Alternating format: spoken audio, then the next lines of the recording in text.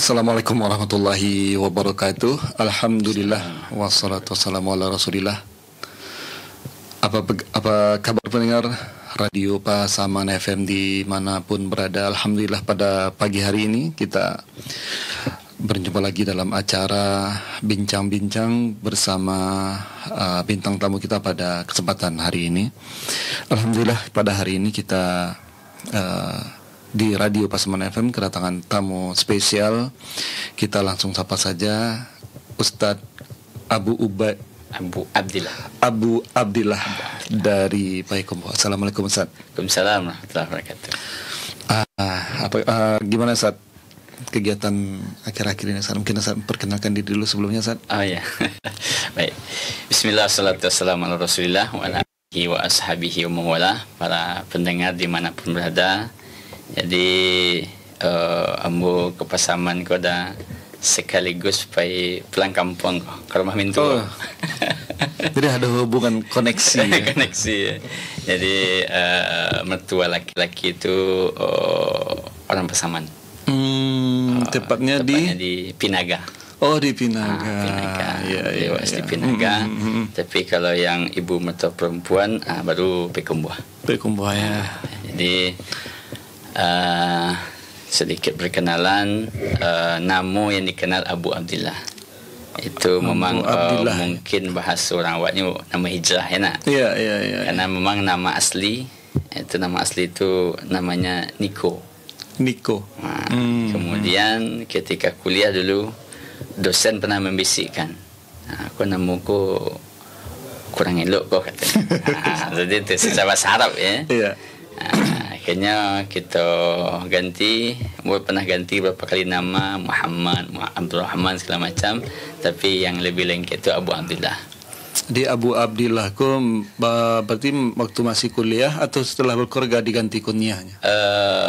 Sebelum berkeluarga. Sebelum keluarga ya. Memang banyak juga kadang-kadang ya itu Ustaz ya. Iya. Kemudian Ustaz, kalau riwayat pendidikan Ustaz? Kalau pendidikan SD di Kampung itu di kaki Gunung Sago, di Kabupaten Maluku Kota. Kata orang tu Nagari Panjuana itulah. Karena memang biasanya peternakan ikan, Panjuana ikan maksudnya. Oh gitu. Dari Nagari Panjuana. Orang menyebutnya dari mana Ustaz Nagari itu itu Panjuana gitu kan. Karena memang kalau kita masuk ke pasar Payakumbuh, itu orang kampung mesti banyak menggalikan itu. Namanya Nagari Mungo di kaki Gunung Sago, arah ke Lintau dari Payakumbuh. Kemudian SD di kampung, tamat SD orang tua mengantarkan ke Tawalib Padang Panjang, pondok. Oh, Tawalib Padang Panjang. Kalau Tawalib Parabe. Masya-Allah. Ada Tawalib Parabe. Terus kemudian selesai Tawalib Padang Panjang, alhamdulillah lulus ke Mesir di waktu itu 2011 kita 2007 kita tamat. Kemudian di Mesir ambil kuliah syariah. Di sebuah provinsi namanya Dumyat. Itu di ujung Mesir di pinggir laut. Selesai situ 4 tahun, lalu mengambil pendidikan S2 di sebuah universitas namanya Universitas Islam, Universitas Amerika tapi yang Islam gitu. Ini universitas yang dibangun. Tapi waktu Ustaz masih di Mesir. Masih di Mesir. Kadarullah terjadi konflik di Mesir. Kemudian ibu dan abah orang tua minta pulang. Anak sudah satu itu. Karena saya menikah itu di 2013, lalu balik lagi ke Mesir untuk S2. Kemudian alhamdulillah lahir anak yang pertama Abdullah namanya. Sekarang sudah di pondok di Batu Sangkar. Kemudian kata orang tua pulanglah. Nak aman sini nanti. Akhirnya pulang. Itu kemudian baru kita mulai untuk merintis lembaga pendidikan. Artinya membangun kampung lah istilahnya. Membangun kampung. Betul. Nah kemudian sebelum kita masuk Ustaz ya, nah mungkin itu bahasanya bahasa campur ya. Karena Ustaz tadi lah mancang bahasanya bahasa campur itu. Se-Indomie ya. Iya.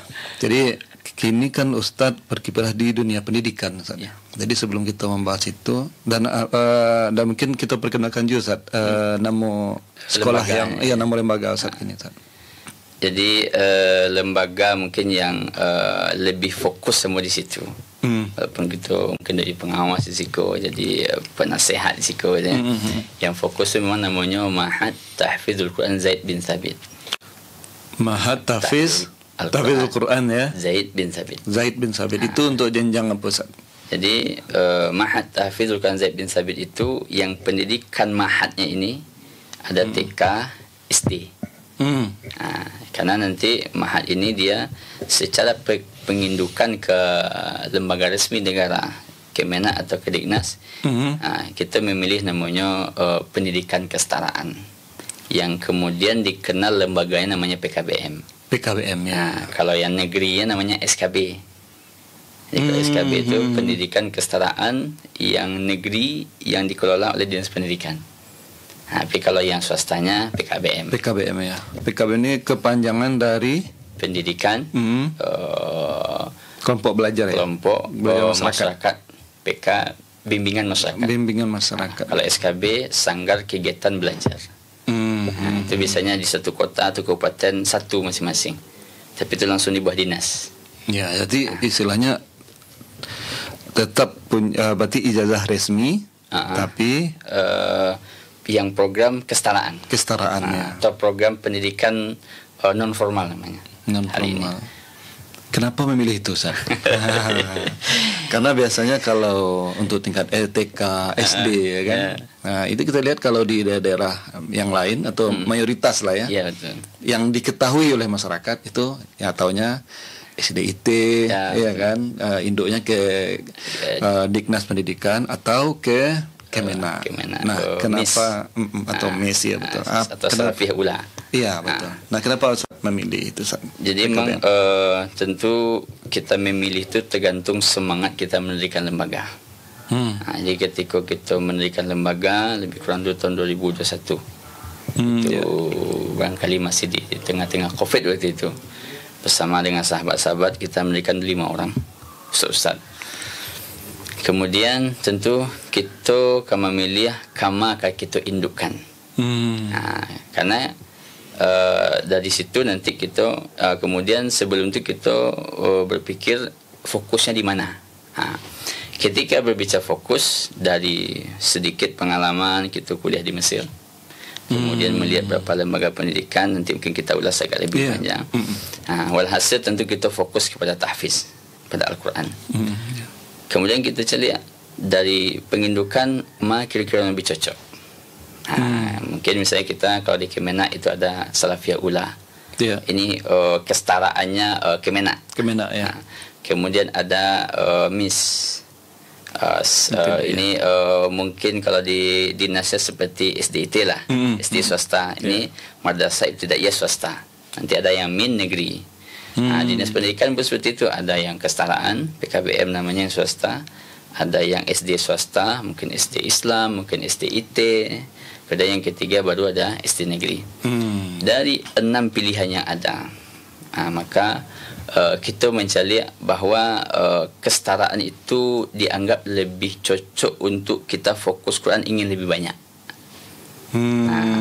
Makanya orang tua sebenarnya ketika menyekolahkan anaknya carilah, kalau kita ingin misalnya anak kita ini agamanya bagus, kemudian umumnya juga bagus, ada sedikit hafalan Quran agak 5, agak 6, itu memang sekolah Islam swasta cocok.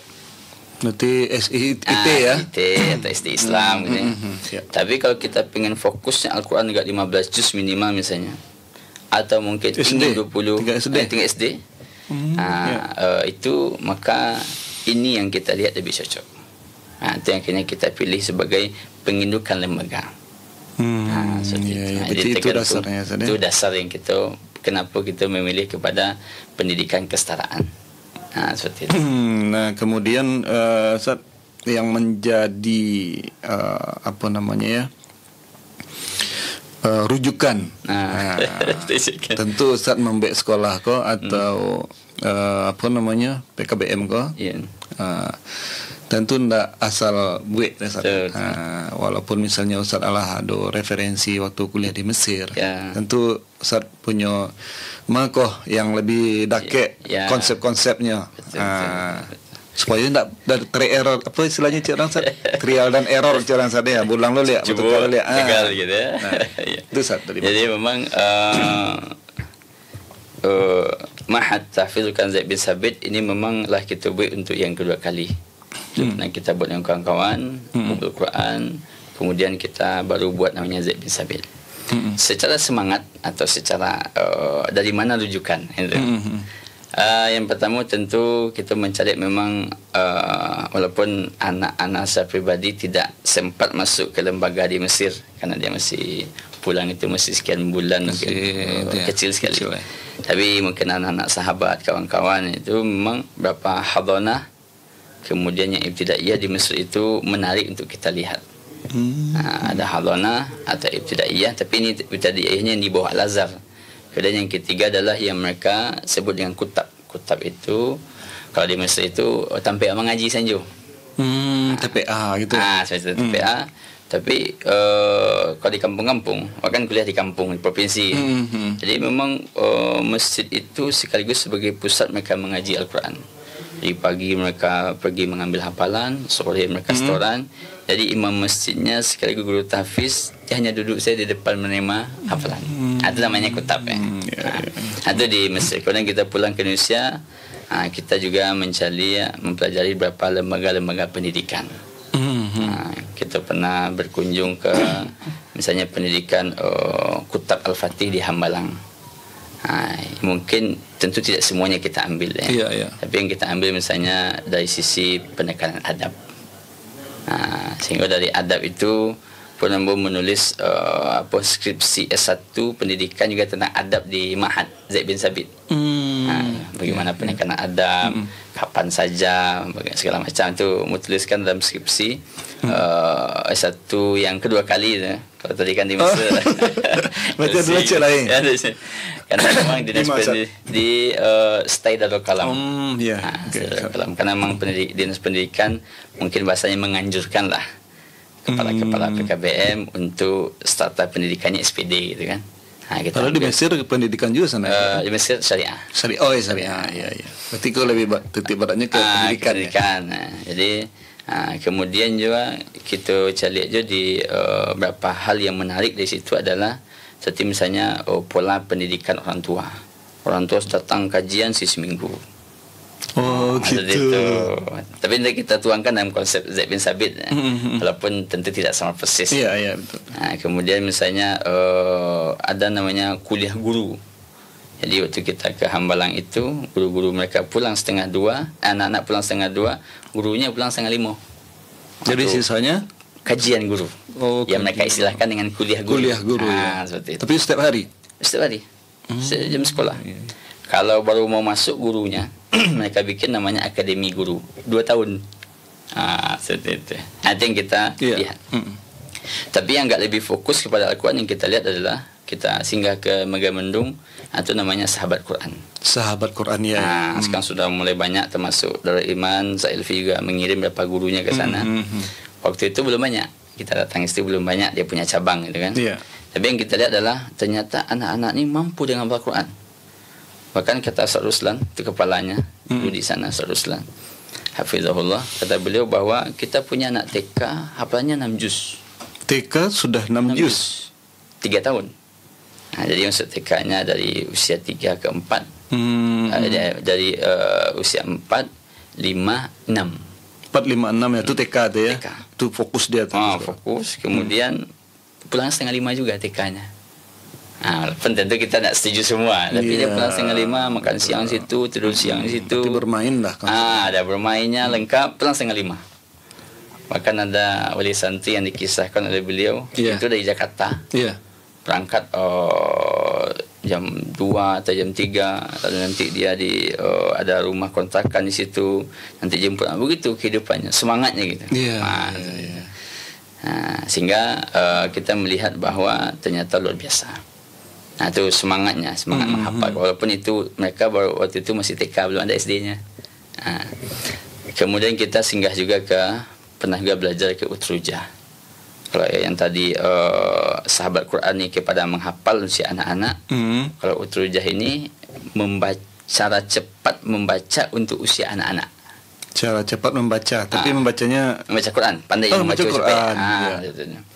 Jadi owner utrujah ini, markas utrujah, dia punya di Kampung Rambutan, dulu kita ke sana, Jakarta seminggu. Itu dia bisa menjadikan anaknya usia 3,5 tahun pandai ngaji, dan lah tamatnya mengaji 30 juz.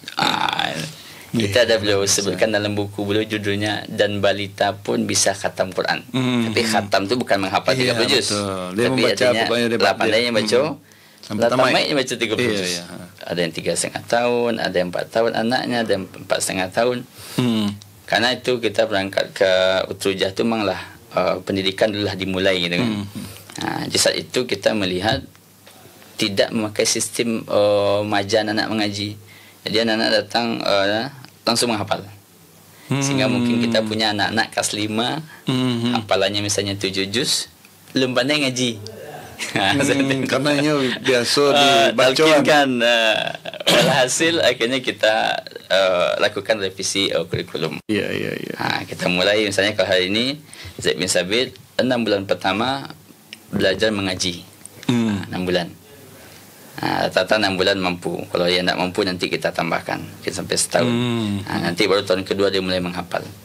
Dan itu untuk dia menghafal lebih banyak, memang lebih pas. Menghafalnya lebih banyak gitu kan. Setelah dia pandai mengaji, secara mentalkinkan guru-gurunya lebih ringan. Secara memurojaah juga lebih mudah kita memperbaiki bacaan. Kalau dia ditalkinkan, kadang-kadang balik memperbaiki. Seperti itu. Itulah mungkin barangkali konsep yang kita ramu, yang akhirnya menjadi sebuah kurikulum hari ini di Zaid bin Sabit. Nah, bicara ini mungkin kita udah dapat dari sumber-sumbernya saja, rujukan, kemudian ciliak sekolah unggul yang di luar, kemudian dipilih program yang terbaiknya tuh ya Ustaz ya.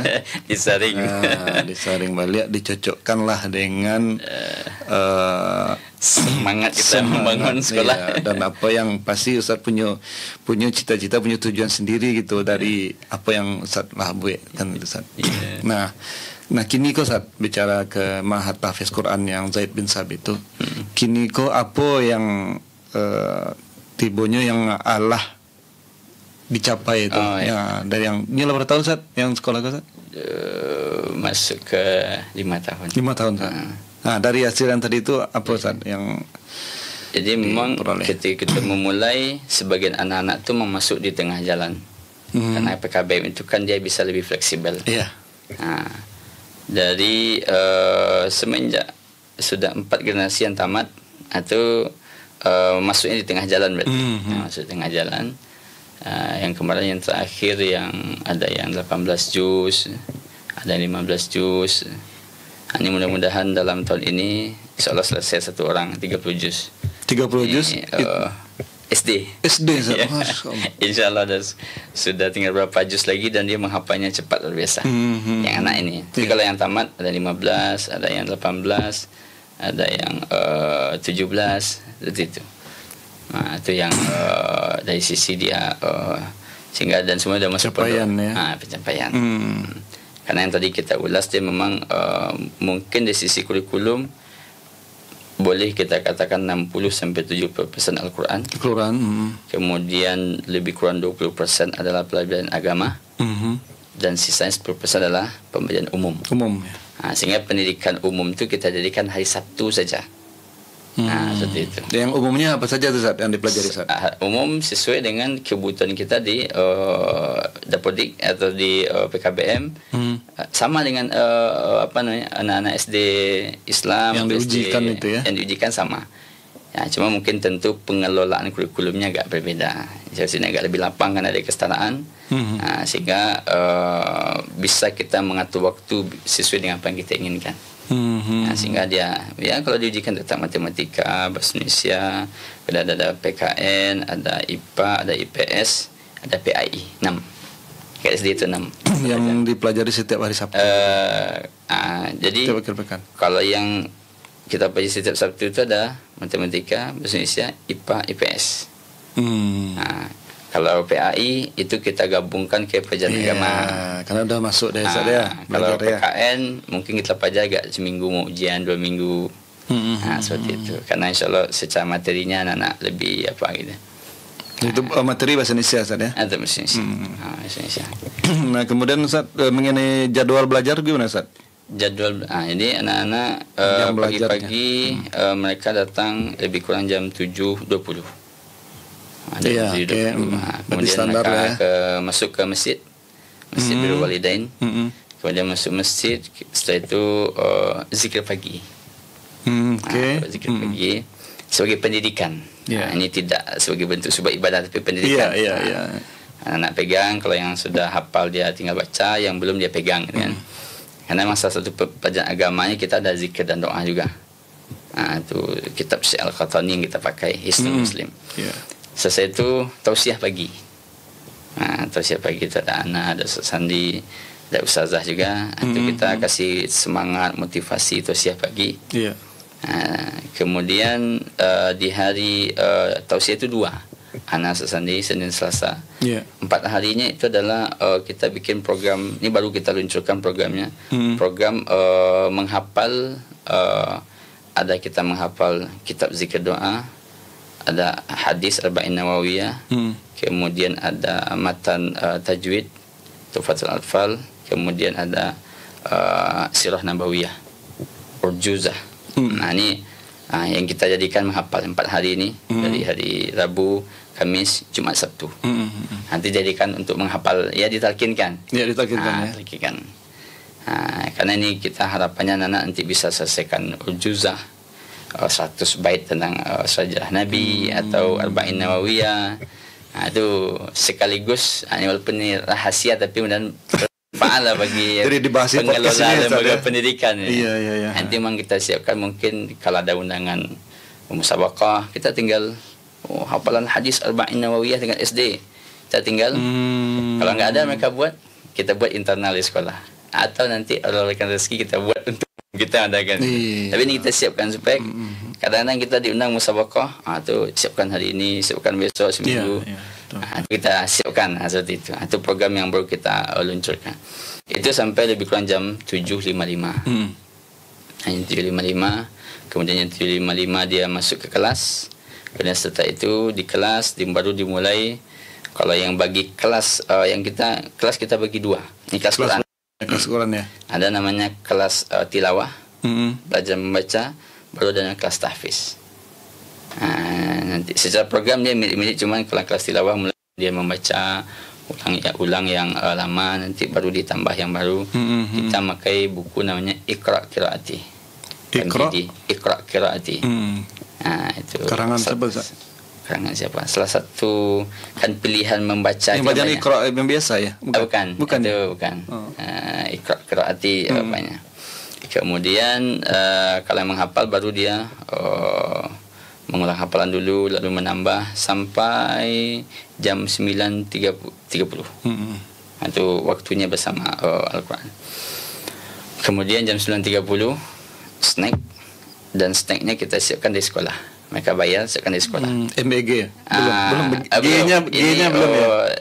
Dalam rangka yang pertama menjaga kesehatan makanan, dan yang kedua mungkin kesehatan lingkungan atau mungkin komunikasi lah. Ibulan anak kita ko walanjonyo ang Bali kena faang waang di orang tu tak nyaman gitu kan. Akhirnya memang pedagang dengan berat hati kita tidak izinkan. Jadi betul makanan dikontrol oleh sekolah. Disediakan di sekolah. Jadi mereka bayar uang snack namanya, sehari misalnya 2.000. Kemudian kita siapkan seperti itu. Jadi itu menunya beda-beda tuh. Menunya beda. Ada yang manis, ada yang pedas, segala macam. Sehingga memang tidak ada koperasi pun tidak buka keluar main. Apalagi yang belanja yang jualan di. Jadi anak-anak nggak ada pikiran jajan lagi. Karena kan itu apa juga itu mempengaruhi juga. Betul. Jadi ada pikiran jajan. Anak kecil. Dan itu ada pendidikan yang lain. Pendidikan mengajarkan dia makan apa yang ada. Kan anak-anakku pemilih kan, kita latih itu. Pokoknya antum makan. Anak ustaz makan, belajar makan. Saya suka ustaz makan. Karena kalau dia jajan dia bisa milih. Nanti ada waktu jajannya. Pas pulang nanti baru kita buka koperasi. Ada. Tapi kalau yang pas ulama ini menu sama. Tapi bagian dari pendidikan. Bagian dari pendidikan. Kemudian sholat duha. Tadi lupa sholat duha dulu, baru snack. Mungkin kira-kira lebih 20 menit itulah dia untuk bermain. Keluar main. Kalau yang laki-laki itu olahraga, lapangan, ada lapangan basket, ada lapangan badminton, ada lapangan bola, itulah. Silakan. Sampai jam 10 lebih kurang masuk waktunya murojaah. Murojaah bersama. Ini waktunya untuk mengulang hafalan. Kalau yang tadi kelas membaca, mengulang apa yang dia baca. Itu yang baca yang tadi? Iya, ulang lagi murojaah. Iya. Jam 11 waktunya tidur. Qailullah. Qailullah. Jam 11 tidur sampai lebih kurang jam 12. Satu jam ya? 1 jam, mungkin nanti persiapan jadi 45 menit, 50 menit.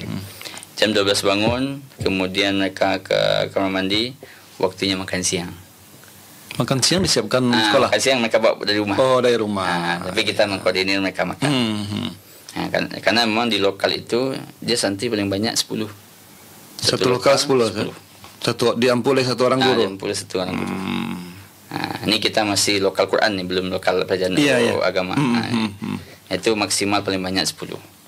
Di lokal-lokal yang sudah banyak hafalan itu tinggal ada yang 8, ada yang 7. Itu tergantung, kalau udah mulai banyak hafalan dia tidak bisa lagi 10. Tapi kalau yang kelas membaca bisa kurangi. Jam lebih kurang 1:30 waktunya sholat zuhur. Siap-siap anak dan memang salah satu mungkin yang kita syukuri yang Allah berikan, anak-anak memang dari tingkat SD ini sudah kita pisah laki-laki perempuan. Jadi ini pintu gerbang laki-laki, gerbang perempuan, kemudian ini lokalnya semuanya pisah. Jadi bisa dia anak laki-laki ini tidak tahu yang seangkatan yang perempuan siapa tak tahu. Masjid pun beda. Masjidnya dua. Masjid beda. Bukan 2 tapi dia dibatas. Dibatasi. Satu dari sebelah sini, satu dari sebelah. Seperti itu. Kemudian sholat zuhur nanti yang laki-laki dikondisikan oleh para ustaz. Maksud saya dan mengkondisikan juga. Kemudian selesai nanti sholat baru ada nanti sedikit tausiah pendek. Dari saya atau dari Ustaz Sandi, kepala sekolah, tausiah pendek. Kemudian baru dia masuk kelas. Masuk kelas, selesai sekolah ini, selesai sholat zuhur kita bagi 2. Jam yang pertama jam 1:10 sampai jam 1:50. Kalau yang laki-lakinya adalah belajar agama, perempuan adalah tahsin. Belajar agama dalam artian? Pelajaran agama. Ada akidah, ada fikih, ada sejarah Nabi, ada zikir doa. Dan ini kurikulum semuanya kita yang coba untuk membuat. Karena setelah kita melihat dari kitab-kitab yang tersedia, misalnya Siti As-Saffah, Darus Syafi'i, At-Tuqa, mungkin untuk kurikulum yang kita pakai agak berat di situ atau banyak bebannya. Kita buatnya agak lebih ringkas karena memang jam pelajaran agama hanya 40 menit. Sehari ganti tiap hari. Kemudian kalau yang laki-laki dia belajar agama, mata pelajaran agama, yang perempuan tahsin ya. Ini juga program baru kita luncurkan, program tahsin. Jadi ada belajar membaca dan menghafal, ada tahsin. Tahsin ini baru masuk ke 2 semester kedua nih. Kita mulai semester kemarin. Karena memang secara umum Zaid bin Sabit bekerjasama dengan Baitul Quran HSI Ustaz Abdul Rai. Dan satu-satunya yang offline di Sumatera Payakumbuh. Payakumbuh. Yang offline. Kebetulan anak juga santrinya HSI. Online tapi. Online semuanya. Online. Kalau yang Payakumbuh kan ada yang offline. Sampai dari reguler sampai akademinya. Masya Allah. Tahsinnya juga. Tahsinnya. Jadi Payakumbuh ada yang offline-nya. Dan memang salah satu dari pendidikan guru, semua guru-guru Zaid bin Sabit wajib tahsin di HSI. Dan itu bahasanya mungkin semuanya di fasilitas oleh Mahat. Artinya kita bayarkan SPP-nya gitu. Sehingga itu yang kemudian tahsinnya pun secara kurikulum menginduk di situ. Misalnya latihan buka mulut, mengeluarkan suara. Dia kalau udah dia itu sangat paham gitu kan. Dia mungkin ada mungkin kalau bahasa kita yang menariknya di situ gitu kan. Latihan buka mulut gitu kan. Latihan teriak-teriak. Buka suara gitu kan. Baru kita masuk ke semester kedua. Nanti habis 40 menit pindah. Ustaznya aja yang pindah, anak tetap kan. Nanti yang perempuan lagi yang belajar agama, kemudian yang laki-laki baru tahsin. 2:30 habis pulang. Berarti pembelajaran sampai 2:30. 2:30 yang 4 hari. Yang 4 hari. Di Senin, Selasa sampai Kamis. Sampai Kamis. Kalau Jumat? Kalau Jumat kegiatan itu yang pertama mengulang hafalan yang tadi kita sebutkan, hafalan hadis, kemudian hafalan matan tajwid, matan sirah nabawiyah, zikir doa. Ini kita tasmi'nya memang di hari Jumat. Gitu. Jumat kita tasmi' dari jam 8 sampai jam 9:30. Tapi kita kurangi 15 menit untuk belajar adab. Jadi adab kita jadikan pelajaran agama di kelas. Nanti jam 10 baru dia belajar bahasa Arab. Adab dalam artian seperti apa itu? Adab itu seperti kalau ini yang teorinya. Misalnya adab makan, kita tuliskan 1, 2, 3 gitu. Ini yang lebih teorinya. Kalau yang prakteknya, misalnya kalau dia mau makan, kadang-kadang kan di kelas itu ada tulisannya tuh, nanti suruh anak baca satu gitu kan. Seperti itu yang prakteknya. Kalau ini memang yang teorinya. Nanti anak tulis adab kepada Allah misalnya, tulis itu pembacaan adabnya. Nanti jam 10 baru dia bahasa Arab. Kita pakai kitab Abi anak. Al-Arabiyatu baina auladina. Itu yang kita pakai untuk anak-anak kita. Untuk bahasa Arab ya.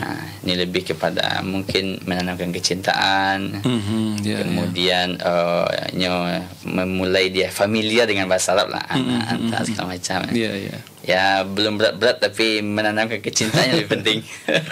Kemudian dia dibiasakan mungkin panggilan-panggilan dulu panggilan anak gitu ya. Mungkin dia tahu Umi ini bahasa Arab atau bahasa apa dia tahu gitu. Iya. Berarti saat dalam kesemingguan berarti itu terus ya Ustaz ya? Begitu kegiatan. Kita rutin terus itu ya, teratur ya itu ya. Betul, hari Sabtunya baru ya. Sabtu baru pelajaran umum. Sambil memang orang tua jam 10 sampai 11:30 kajian. Kajian. Jadi memang konsep yang kita buatkan untuk Zaid bin Sabit ini namanya at-tarbiyah lil jami'. At-talbiyah lil jami'. Kalau bahasa kitanya pendidikan bagi semua komponen.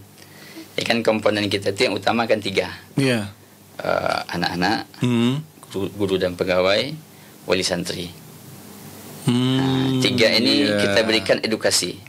Anak-anak jam 7:30 atau jam 7:20 sampai 2:30 anak-anak. Kalau guru-guru, yang tadi yang kita sebut di kutab tu ada mereka kuliah guru. Kita buat juga, walaupun tentu frekuensi tidak setiap hari, sekali seminggu. Jam 2:30 sampai jam 3:30 kuliah guru, kajian guru. Kuliah guru namanya. Kita namakan kuliah guru. Itu kalau yang untuk agamanya. Tapi yang untuk Qurannya, semua guru-guru Zaid bin Sabit wajib ikut HSI. Kita wajibkan dan kita fasilitasi.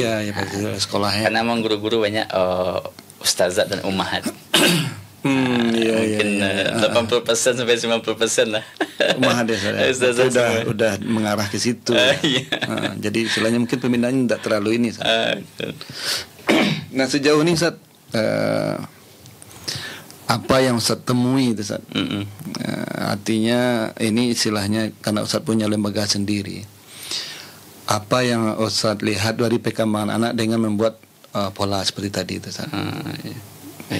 Tadi tersisa satu tadi dah, orang tua. Oke. Karena 3 tadi ya. Jadi orang tua memang dari akad awal pendidikan kita buatkan di akad itu. Kan pendidikan bisa kita penyataan. Pendidikan kita ini kan kerjasama. Jadi di akad kerjasama itu poin kesepakatan kerjasama pendidikan santri, orang tua atau di santri Mahat Tahfizul Quran Zaid bin Sabit. Salah satu buktinya adalah siap untuk menghadiri kajian sekali sepekan. Sekali sepekan ya. Tiap hari? Tiap Sabtu. Tiap Sabtu. Jadi nyupai capek kat sekolah, biku pulang sama je anak. Seperti itu. Jadi dia mulai jam 10 lebih kurang sampai, tapi sekarang kita jadikan 3 kali sebulan. 3 kali sebulan. Karena Sabtu yang keempat atau Sabtu yang kelima, kan ini kan sekarang Sabtu keempat yang kemarin. Ya hari ini Sabtu keempat. Biasa Sabtu kelima nanti libur. Nah, itu pengganti berapa libur-libur di kalender merah. Nanti kita pindahkan ke Sabtu. Iya. Nah, dari orang tua dari ini menarik Ustaz. Jadi pas di orang tua nih apa nih yang diajarkan Ustaz? Ininya. Jadi orang tua itu mungkin yang lebih kita tekankan, kita mengisi bertiga situ. Iya. Kan 3 hari Ana Abdul Man Adefi sebagai pembina yayasan juga beliau, dan Ustaz Afrialdi kepala Mahat Ali Al-Fat. Ini lebih kepada kita materinya kepada yang pertama penekanan akidah untuk orang tua, yang kedua pola pendidikan anak, dan yang ketiga baru kepada adab dan akhlak. Itu 3 materi. Kalau saya biasanya yang magih yang pendidikan anak, Ustaz Defi ni masalah akidah, gitu kan. Ustaz Fialdi nanti masalah ada akhlak, seperti itu. Itu 3 3 pekan yang kita isi kajian. Beda-beda materinya. Ada materi. Apa yang Ustaz lihat Ustaz dari perkembangan dengan sistem yang seperti itu Ustaz? Jadi alhamdulillah dari apa yang kita lihat, masya Allah luar biasa. Jadi memang banyak hikmah yang saya lihat, baik sebagai guru sekaligus juga sebagai orang tua dari anak. Anak saya kan alhamdulillah Allah berikan karunia 4. Satu yang pertama dari Zaid bin Sabit. Selesai alhamdulillah 15 juz. 15 juz ya. 15 juz. Itu tahun SD tu Ustaz ya? SD, Masya-Allah. Sekarang dia di Pondok Hidayah Sumani. Kemudian yang kedua sudah masuk 6 juz di kelas 4. Baru naik kelas 4. Itu yang nomor 3 baru kelas 1. Kemudian yang kecil sekolah. Jadi banyak hal yang kita lihat. Yang pertama memang bahwa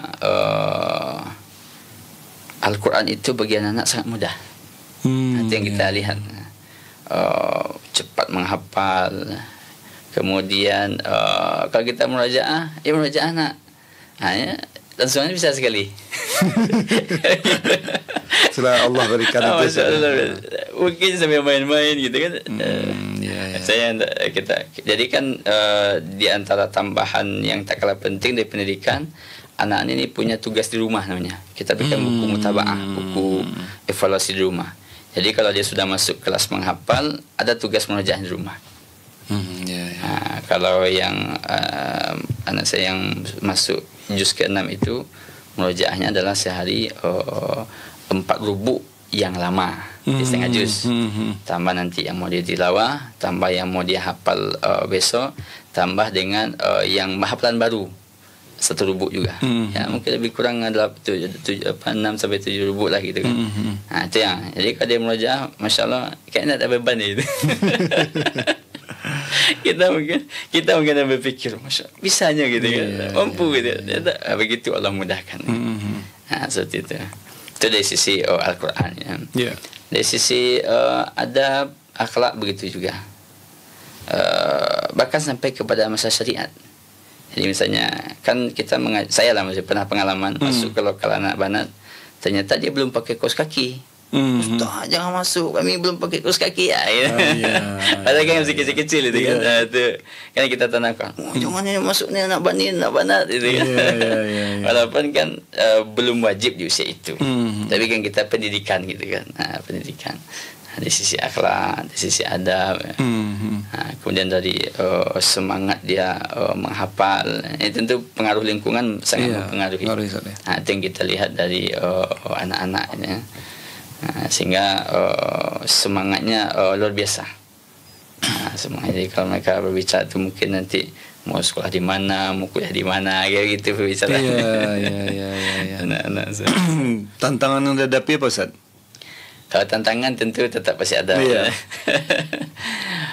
Mungkin tantangannya memang yang menjadi tantangan kadang-kadang satu misalnya mungkin terkadang kondisi guru Jadi Zaid bin Sabit ini kita buat namanya sekolah ramah anak. Dari sekolah ramah anak, salah satu bentuknya adalah guru-guru boleh membawa anak mengajar. Walaupun ini mungkin tidak sepakat para penggerak pendidikan, tapi dengan program Quran yang kita buat bisa. Bisa, sehingga ya mungkin nanti kalau dia mencibukkan anaknya mungkin wajarlah gitu kan. Tapi mungkin ada kendalanya, mungkin nanti dia sakit, dengan sakit anaknya karena dia ustazah, mungkin yang sakit suaminya. Itu kan. Itu kan kendala. Sehingga kita memang butuh namanya energi berlapis. Hari ini kita siapkan 2 guru standby. Gitu. Ya.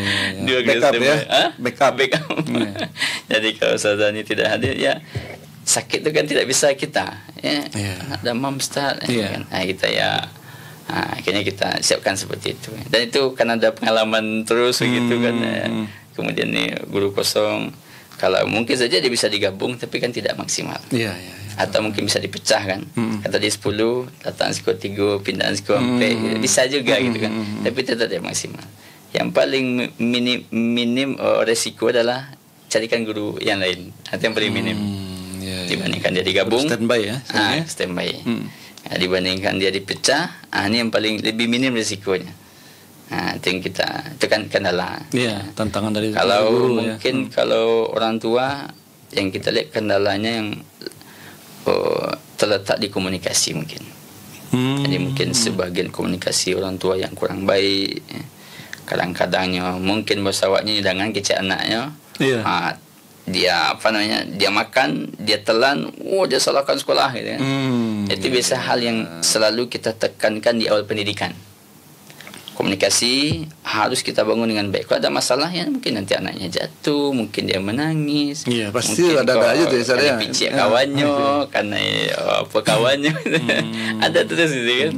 Kalau dia tidak mengkomunikasikan dengan baik, berbahaya. Apalagi sampai di media sosial. Anak saya pulang sekolah badannya hijau-hijau gitu kan. Ribut media sosial. Padahal hijau mungkin anaknya korban, tapi anaknya hijau-hijau tapi mungkin dia yang pertama sekali misal. Sehingga itu jadi hal yang perlu kita edukasi terus orang tua. Jadi komunikasi orang tua. Komunikasi orang tua intinya. Jadi ya tetap terjadi dalam salah komunikasi segala macam. Orang tua lah gitu kan. Mungkin dia terlalu mendengarkan anaknya. Itu di antara kendala-kendala yang kita temukan di lapangan. Dari anaknya sendiri, dari murid. Kalau dari murid, dengan sistem kayak tadi itu, dengan sistem kurikulum yang dibuat tadi itu, apa yang jadi kendalanya dari itu anak-anak? Ada nggak? Kalau secara umum untuk anak-anak mungkin kendala tidak. Cuma mungkin ada yang cepat, ada yang lambat.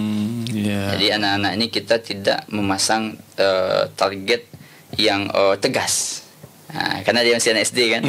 Dia kalau tanya, Ustaz berapa targetnya? Kita targetkan juga. Misalnya kita targetkan anak-anak kita usahakan 6 tahun 15 juz. Tapi kalau dia tidak sampai, ada masalah. Seperti itu. Karena dia anak SD. Jadi beban. Kalau anaknya mungkin dia hanya mampu 1 juz. Kita tahun ini ada anak kita yang memang 1 juz. Dia 3 tahun di masuk kelas 4, 5, 6. Hanya dapat 1 juz. Alhamdulillah tidak ada masalah. Itu TK atau ada? SD. SD. 4, 5, 6. 4, 5, 6. Kelas 4, kelas 5, kelas 6. 4, 5, 6 SD. 1 juz. Artinya kita tidak jadikan dia kasih hukuman, tidak. Selagi dia mau menghafal, ada di aktivitas murojaah, sudah. Masalah hasil kita bersyukur dengan apa yang ada. Artinya kita juga tidak masa tamat Zaid bin Sabit 1 juz, kita tidak ada masalah. Itu memang kondisi anak seperti itu. Faktornya memang beda-beda. Tapi tentu kita carikan solusi. Mungkin panggil orang tua, kenapa Bu? Nanti mungkin kita buat solusi ini. Tapi ketika dia tidak mampu, hanya mampu anggaplah 1 juz, tidak ada masalah. Alhamdulillah. Itu terkait pembelajaran pembelajaran Al-Quran. Pembelajaran agama pun sama. Secara umum, walaupun banyak agama mungkin secara umum rata-rata anak-anak lebih dapat bisa mampu. Karena ada keseharian. Ada tiap hari praktek. Tapi kalau yang Al-Quran ini mungkin akan ada kondisi-kondisi seperti itu. Kemudian juga mungkin di antara kendalanya adalah mungkin ya biasalah pergaulan anak-anak, mungkin bully, mungkin apa ya. Terkhusus mungkin sesudah libur. Itu biasanya sesudah libur kita kasih nasihat, pas awal sekolah tekankan itu. Misalnya mungkin ya dia dapat di lingkungan, dia dapat kawan-kawannya, pokoknya kalau udah masuk jangan dibuat kebiasaan-kebiasaan lama. Mau kebiasaan-kebiasaan yang selama libur yang dapat yang negatif gitu. Seperti itu. Nanti kalau sudah agak seminggu, 2 minggu ada mulai agak lebih normal gitu kan. Ada kendala yang kita temukan mungkin kondisi orang tua yang tidak mampu mengulang pelajaran anaknya. Sibuk mungkin mungkin karena sibuk atau mungkin karena memang tidak peduli. Itu ya kita lakukan tetap persuasif. Kan di akad itu sudah ada, di akad itu bersedia mengulang hafalan dan memurojaah hafalan anak-anak sesuai dengan tugas diberikan sekolah. Sudah ada tertulis. Nanti kalau dia tidak, kita panggil. Kan bisa pasti tanya anaknya, kan dia pakai tanda tangan. Ada juga walaupun tidak banyak, mungkin 1 atau 2 tangannya ada, merojahnya tidak ada. Nanti kita panggil tuh, kenapa bisa ada gitu kan? Atau mungkin dia suruh anaknya merojahnya sendiri. Seperti itu kan saya dibimbing. Tetap ya kita lakukan pendekatan, panggil, kita tanya kenapa. Mungkin kadang ada yang sebagian solusinya nanti dia carikan guru yang bisa membantu merojah anak-anaknya. Ya mungkin karena mungkin faktor ekonomi, mungkin karena faktor kesibukan, mungkin dia bisa melahirkan, ya macam-macam lah kondisinya seperti itu. Itu mungkin di antara kendala yang kita temukan di lapangan. Berarti kalau saya amati saya dari yang saya sampaikan tadi, berarti komprehensif tadi itulah yang salah satu menjadi keunggulannya saya. Ya. Artinya anak, guru, kemudian orang tuanya juga mendapatkan pendidikan yang dibuat oleh. Nah, kalau biaya Ustaz? Itu pasti nggak terlepas biaya secara umum ide awalnya memang kita bikin sekolah yang murah. Itu idenya. Tapi tentu kita tidak mampu memurahkan sekali gitu kan. Makanya Zaid bin Sabit termasuk yang cukup murah tapi tidak paling murah gitu kan. Di saat yang sama sebenarnya kita punya beban lebih berat. Satu guru anaknya berapa? 10 ya. Itu yang secara itu yang kita kelola secara baik. Tapi secara pembiayaan ya hari ini kalau SPP 200. SPP 200. Baru tambah snack ini untuk snack anak-anak 75. Sebulannya. Sebulan. Itu biayanya. Kalau biaya masuk itu kalau SD 1,5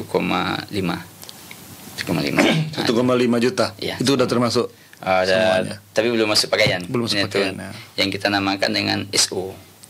Jadi kita tidak menamakan pembangunan. Karena alhamdulillah pembangunan tidak dari situ, semuanya dari wakaf. Pembangunan dari wakaf. Kemudian lahan dari wakaf juga, membangun dari wakaf juga. Kemudian ada satu gedung dibangun oleh seorang ibu-ibu. Alhamdulillah, semoga rahmati beliau. Hari ini kita sedang mengeluarkan untuk laki-laki itu dari wakaf semua.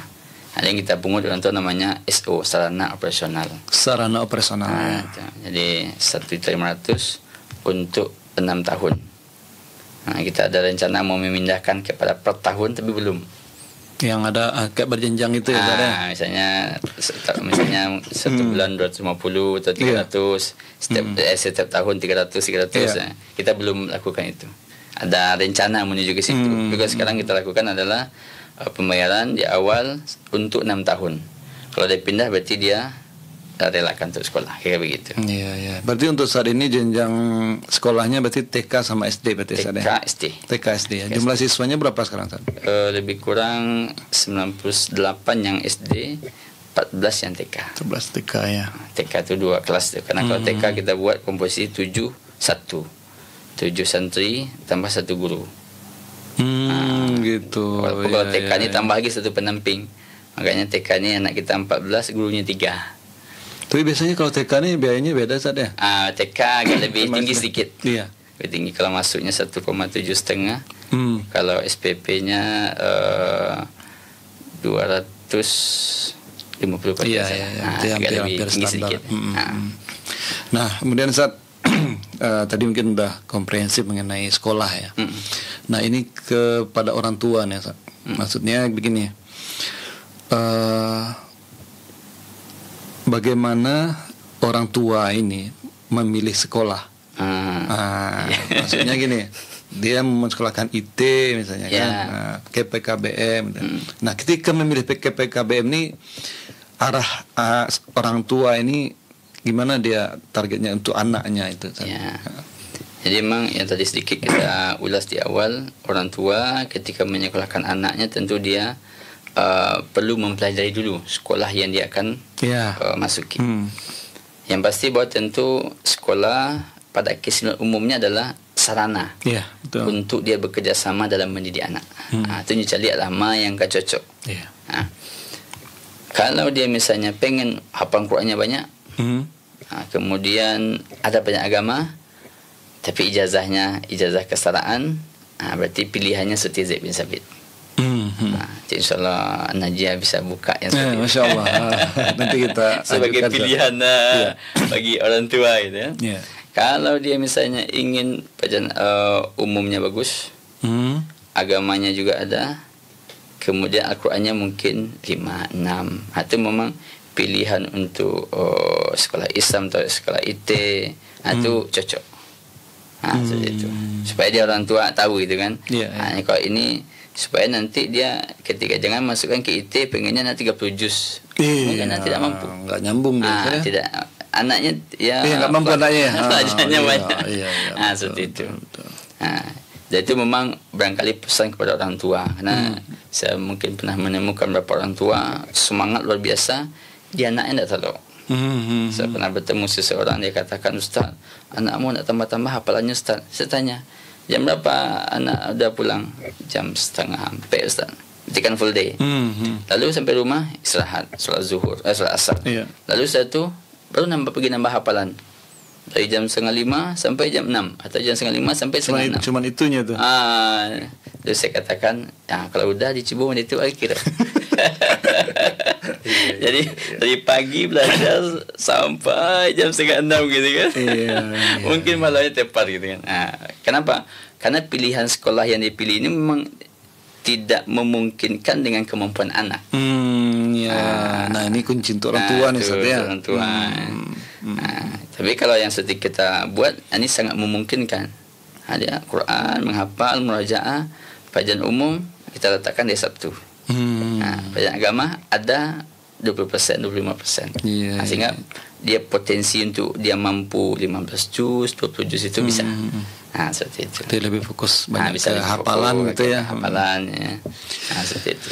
Nah kemudian Ustaz, rata-rata Ustaz ya, yang tamatan dari PKBM dari Zaid bin Sabit ini, nah biasanya orang tua nih yang orientasi masa depan anaknya diarahkan kemana nih Ustaz?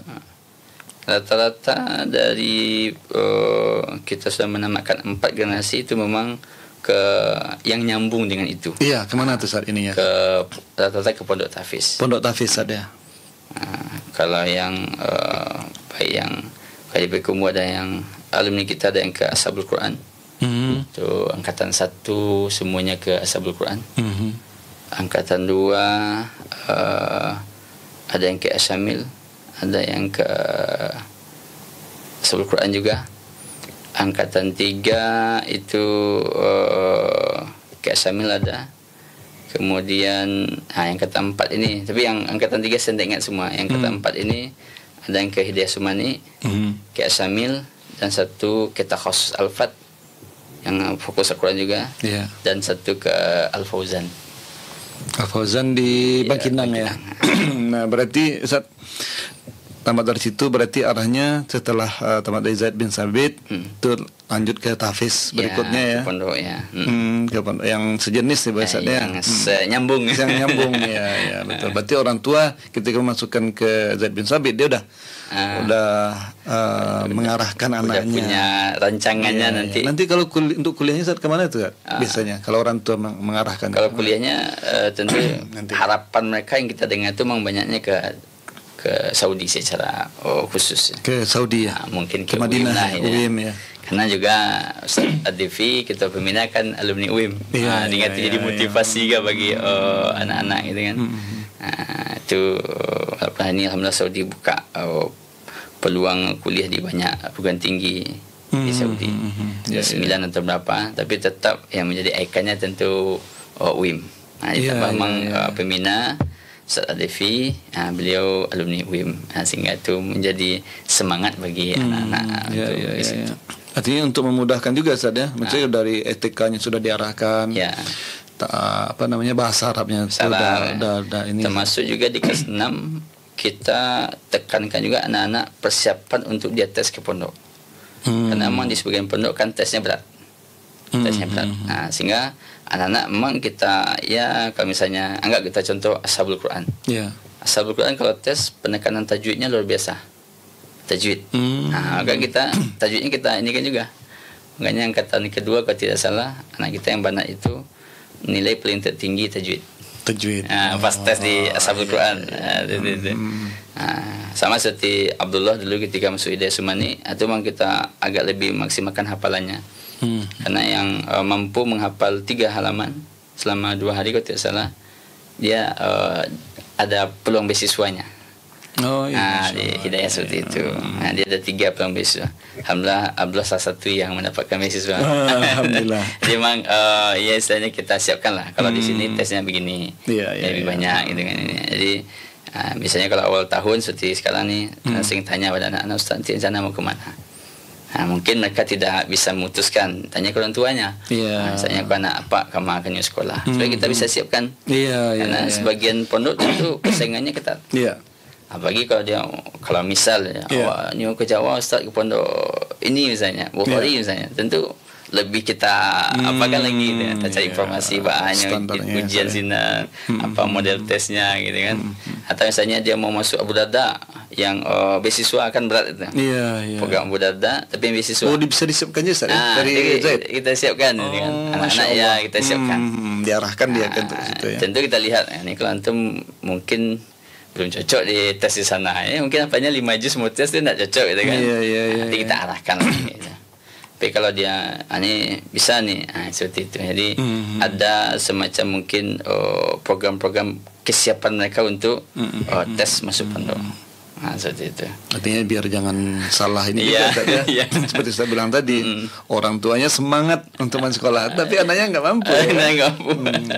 Kemudian orang tuanya maunya lebih banyak tahfiz, tapi dia masukkan ke IT yang hafalnya sedikit. Sementara orang tuanya punya persepsi itu hafalannya banyak, atau ternyata nggak tercapai. Tidak sinkron. Berarti harus itu ya saya. Masya Allah, luar biasa Ustaz. Nah, mungkin perlu pemahaman juga kepada orang tua nih Ustaz. Mengenai status. Kadang ada ijazah KBM-nya. Iya kan Ustaz, ada yang kayak gitu ya. Dulu namanya aku ijazah nak jalanan. Kadang-kadang itu cerita apa istilah gengsi-gengsian Ustaz. Padahal kini kan pendidikan luar biasa perkembangan Ustaz. Bahkan kalau yang saya dengar itu pendidikan yang non formal, yang yang keterampilan seperti itu justru banyak diminati oleh banyak dilirik karena dia ke skill dia kan. Iya kan Sat? Nah, gimana Sat? Itu jadi saya alhamdulillah sekarang sedang masuk kuliah di UMP jurusan memang pendidikan non formal S2 pasca sarjana. Ustaz, lagi pendidikan mendalami itu gitu kan. Berarti Ustaz hobi kuliah Segini untuk ilmu ya Ustaz ya. Untuk ilmu, apalagi sesuai dengan pendidikan kita gitu kan. Dan memang bagi orang tua, Bapak Ibu yang semoga dimuliakan oleh Allah, secara aturan undang-undang bahwa kesetaraan itu dia sama dengan baik swasta maupun negeri, kayak begitu. Dan termasuk di Kemenak Salafiyah Ula, dia adalah kategorinya ujian kesetaraan. Dia ada Salafiyah Ula, kalau tingkat SD misalnya Salafiyah Ula, Mis, Min, kan 3. Ini kesetaraan. Dan secara undang-undang dia sama. Baik itu untuk sekolah dalam negeri, baik itu untuk menyambung ke tingkat yang di atas SMP, SMA, atau untuk masuk ke perguruan tinggi di dalam negeri, bahkan sampai luar negeri. Secara nilainya sama. Secara nilainya sama. Dan sisi lain yang sangat mengembirakan bahwa hafalan Quran hari ini menjadi juga menjadi sorotan bagi kampus-kampus kampus-kampus terkenal di Indonesia seperti UI atau UNAN misalnya. Baru-baru ini salah satu adik kawan kita di Payakumbuh hafal 30 juz, anak dari kawan kita di Payakumbuh, tapi dia di Jawa. Itu dia jalur hafalan 30 juz lulus teknik elektro UI. Seperti itu. Walaupun tentu anak-anak menghafal Quran tak itu kita motivasi, betul, tapi betul. Itu kebaikan yang Allah berikan. Dan terkait kesetaraan secara undang-undang dia sama. Cuman mungkin yang terjadi memang mungkin pandangan masyarakat yang tidak pas gitu kan. Sehingga kalau kau seakan-akan dia berbeda, padahal dia sama. Ini program negara, kekuatannya sama, semuanya sama, tidak ada yang berbeda. Kecuali mungkin dari sisi pengelolaan kurikulumnya saja gitu kan. Kemudian baik di tingkat SD sudah mulai banyak, apalagi di pondok. Bahkan pondok-pondok hari ini di Indonesia secara umum atau di Sumatera Barat melirik untuk mengambil program kesetaraan. Kenapa? Karena secara pengelolaan kurikulum lebih lapang, lebih fleksibel ya. Program Qurannya bisa lebih banyak, bahasanya bisa lebih banyak, gitu ya. Itu kita resmi negara. Juga ada BSP-nya. Tapi nggak mesti berarti gini saya. Berarti nggak mesti mengikut misalnya gini. Dibuka kalau dulu kan menyamakan ke sekolah IT misalnya itu kan berat kan? Berat. Kalau ini bisa PKBM kan? PKBM dia ujian sendiri, melakukan ijazah sendiri seperti itu.